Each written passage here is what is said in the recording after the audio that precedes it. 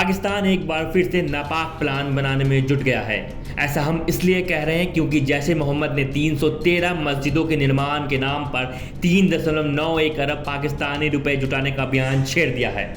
Operation सिंदूर में पिटने के बाद भी पाकिस्तान अपनी हरकतों से बाज नहीं आ रहा है।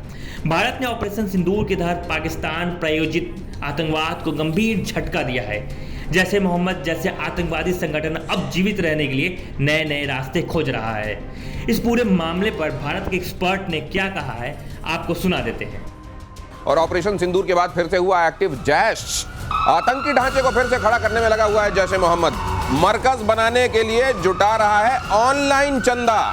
313 नए मरकज बनाने में लगा हुआ है जैश। नमाज के दौरान मस्जिदों से भी चंदा इकट्ठा किया जा रहा है। ये चंदा इकट्ठा, ये चिंदी चोर चंदा इकट्ठा कर रहे हैं इसलिए ताकि मानवता के खिलाफ एक बार फिर से ये हथियार उठा सकें और जिहाद के नाम पर निर्दोषों को कत्ल कर सकें और ये कह सकें कि देखो हम तो दीन का काम कर रहे हैं। लेकिन लोगों को बरगलाना सर कितना आसान है, मैं ये भी कई बार सोचता हूं। ये क्राउड फंडिंग करके मानवता का खून बहाने के लिए फिर से तैयार कर रहे हैं। दिनेश, आप इनके पीछे सोचिए कि हाथ किसका है? वही फील्ड मार्शल का ही हाथ है। वही इन लोगों को बढ़ावा दे रहा है। वही कह रहा है कि ये फौज खड़ा करो क्योंकि उनकी फौज तो लड़ने लायक है नहीं। और ये पैसे पहले 14 करोड़ जो आए थे IMF वाले, पहले इन्होंने इनको दिए बनाने के लिए और उसी से आगे बढ़ करके ये अब ये कर रहे हैं। और जहाँ तक सवाल है, हम बार बार आपके माध्यम से कहते रहे हैं, जिहादी चूरन ऐसा खिलाया है, एक नशा बन गया है पाकिस्तान के बहुत सारी जनसंख्या जो है कि यही शायद रास्ता है, दीन का रास्ता है। ये दीन का रास्ता नहीं है। आप अपने ऊपर दया करिए और सही रास्ते पर बच्चों को भेजिए। जिहादी अंकल नहीं, आप उनको पढ़ाइए, लिखाइए, आगे बढ़िए। ये हम प्रतिशोध की वजह से भी तरफ से भी आपको बोलते हैं, ये जरूर करना जरूरी है। लेकिन ये सर, ये जो आप बोल रहे हैं, मुझको लगता है एक बार फिर से ये भी कहते हैं बीन बजा दी गई है और ये फिर से ये लेकिन मस्जिद, सुभान अल्लाह, अब यही तो आप मस्जिद का नाम देते हैं और वहां से मानवता के खिलाफ की अपने कार्यकलाप को आगे बढ़ाते हैं और फिर भारत उन जगहों को आइडेंटिफाई करता है और फिर वो गुंबद में छेद होते हैं। आप कहते हैं देखो देखो ये क्या कर दिया। अभी बहुत दिन नहीं हुए हैं कि आप ये कह रहे थे कि अपनों का जनाजा उठाते उठाते हमारे कंधे दुखने लगे, या अल्लाह हमें भी उठा ले, और फिर से वही रास्ता। ये इसलिए क्योंकि इनका रीजन डेट्रे ही यही है। अगर ये नहीं करेंगे, जैसे कहा जाता है ना कि जो कीड़े किसी के खत्म होने के बाद उसको उसके शरीर को खाकर जिंदा रहते हैं, वो क्या करें, उनका रीजन डेट्रे ही है।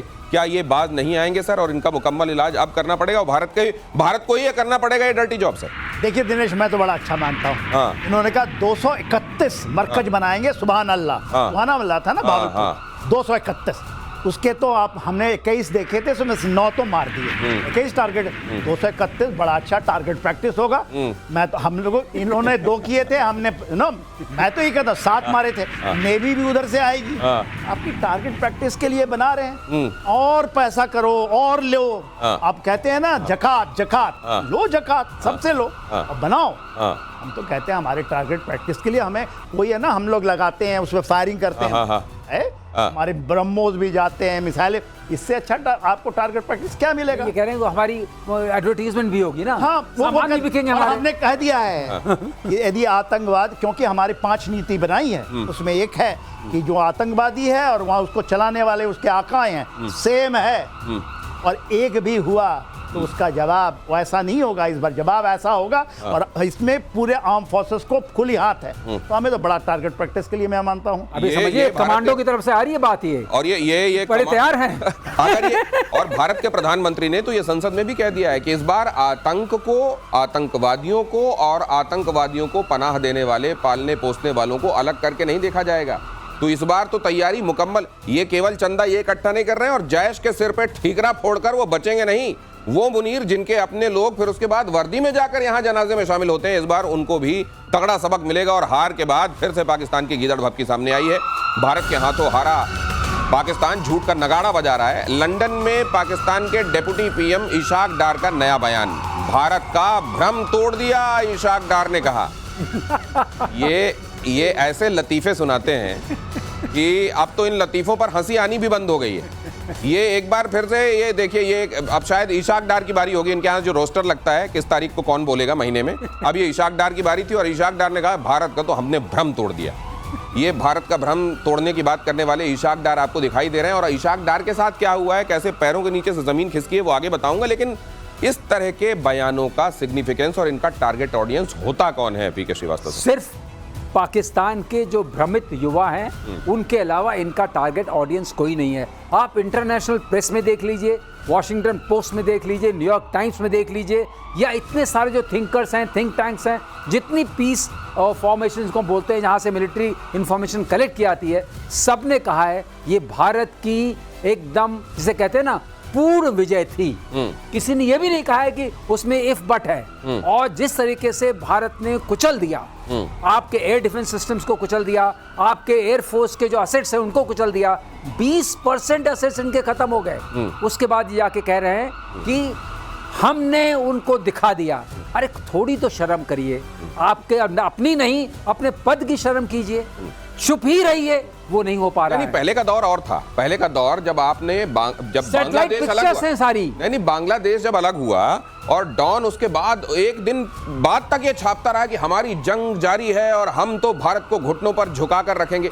ये वो दौर था जब ना तो इंटरनेट था ना दुनिया को, जब चुटकी बजाते यहाँ क्या हुआ वहां पता चल जाता है, दुनिया का कोई भी छोर हो। वहां पर आप ये झूठ बोल रहे हैं। जब दुनिया ने देखा कि आपका कैसे बाजा बजा है, उसके बाद कह रहे हैं कि हमने भरम तोड़ दिया। लेकिन कहा यह जाता है कि कुछ लोग होते हैं ऐसे जो जिनके सामने अगर आप झूठ भी बोलें तो सब्सक्राइब करने के लिए तैयार होते हैं, वरना ये लोग ये चुने कैसे जाते पाकिस्तान में?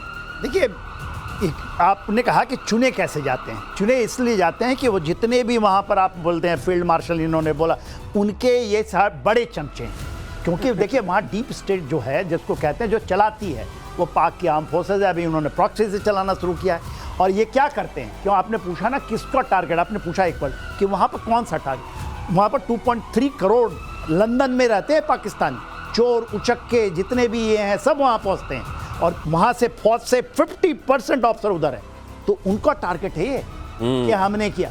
टारगेट आपने पूछा ना, टारगेट वर्ल्ड नहीं है। और इन्हीं के कारण ये पाकिस्तान वही है ना, लंदन की सल्तनत ने इनको पाकिस्तान बनाया था।